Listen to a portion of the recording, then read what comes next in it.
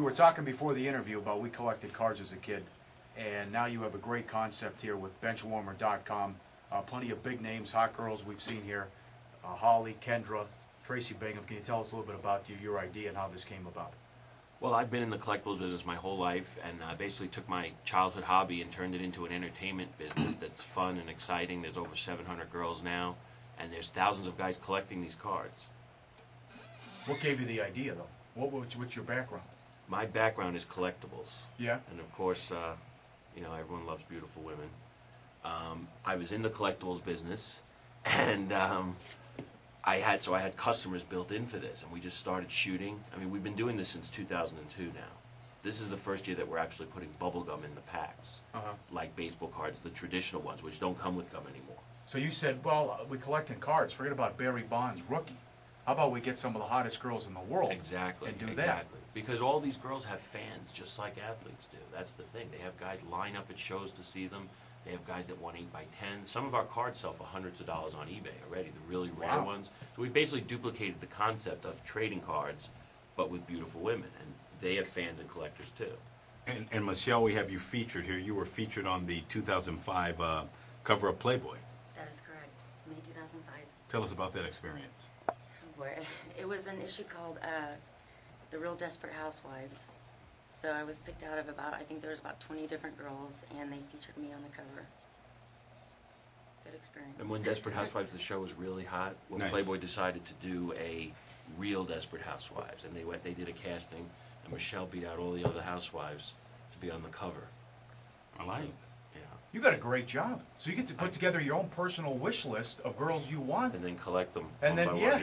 yeah. Did it start out, did you just talk to Playboy? I mean, how does it... No, it actually started with one casting and just snowballed. I mean, I pride myself on, seriously though, on making it a model-friendly...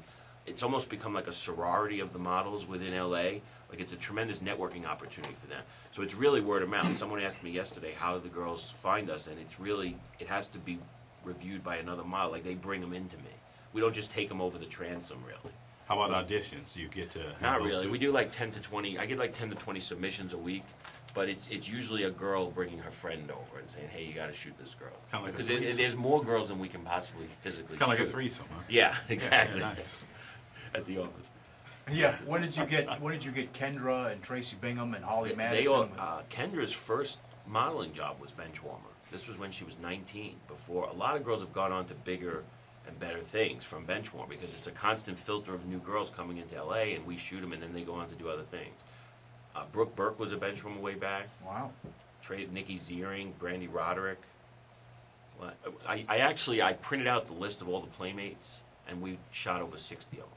That's pretty good. And it's always good. It's always a thrilling thing for me when a girl does benchwarmer first, and then becomes a Playboy. Well, what's next for you? What are some other ideas and how to grow Well, this? just building the brand into more of an entertainment. I'm working on a reality show, hopefully a sports bar down the road. Those are like the big ideas. We just did a license for lighters and other novelty products, and just more trading cards. I mean, the cards are my baby. That's like my artwork. It's fun. You go to benchwarmer.com. You're also involved in TV? I'm working on that. I'm going to be on Millionaire Matchmaker, which airs August 22nd. I'm on the second episode of Millionaire Matchmaker on Bravo, so you got to check that out. I'm one of the lucky contestants. Oh, really? She tries to help. Nice. Yeah, who she tries to help find love. Yeah. Oh, come on. Yeah. So He's living a life. Yeah. Right. I enjoy my life. Yeah. How real I've got a was good it? life. How real is this It's show? reality. I mean, Yeah. the funny thing is, the girl and I we became friends. You know, it wasn't really. I didn't go on there just looking to get laid or meet. You know, I went on there to have fun and promote my business, and that's. What the whole concept is? The I'm a concept of it millionaire? is true. I'm a millionaire and I Yeah, can't get a date? No, I guess, yeah. Some of these guys can, I guess. I don't get it, you know. Well, you seem normal, though. I mean, it doesn't... Yeah, I don't have trouble getting a date. I was Right. having trouble finding, you know, moving on to, Marriage? you know, greater. Well, that what you really want? some hybrid of marriage. You really want You that? don't want I do. that. I don't know if I don't want marriage, but I definitely want a child someday. Well, knock the girl up, We're so getting what? all heavy here on sports radio. giving it We're out. supposed to be talking about bubblegum and sex. And stuff. Yeah. But yeah, I was just on TMZ a few weeks ago too. Because we throw good parties down in LA. If you guys are ever down there, and in Vegas sometimes. But you know, the girls support us, so You know, if 100 girls are going to show up, it's going to be a good event. And then TMZ caught me coming out of the party, had a few to drink, and they actually, you guys will love this. I got to tell you this. They turned this whole. They did a skit, like they basically talked about baseball cards and masturbation, saying that I'm bringing baseball cards and masturbation together. And then some guy that was gay in their crew said, I did that a long time ago. And they all started laughing, and he said, my favorite was Oral Hershiser.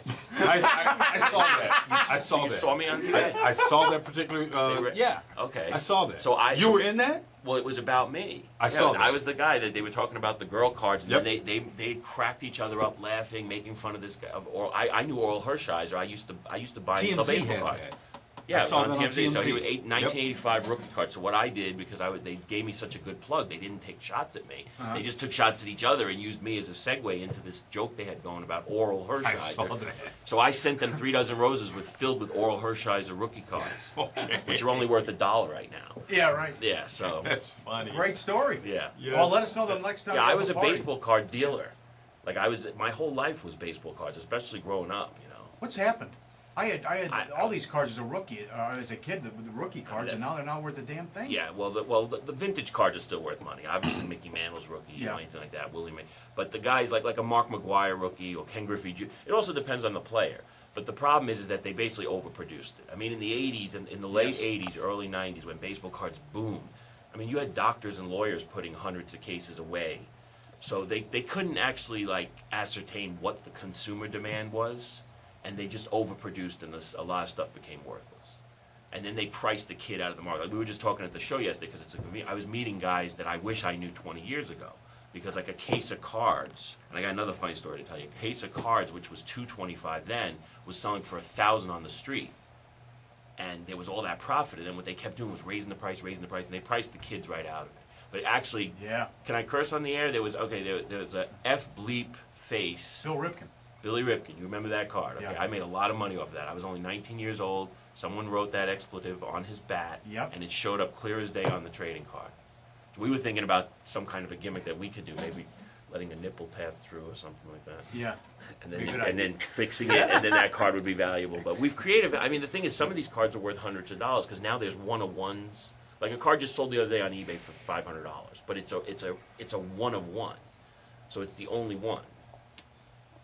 And it was 2 playmates of the year, and it had pieces of their outfit. Great job, Brian. Thank you. Let us know the next time Appreciate you have a it. party, Yeah. and go ahead and plug again. On the show.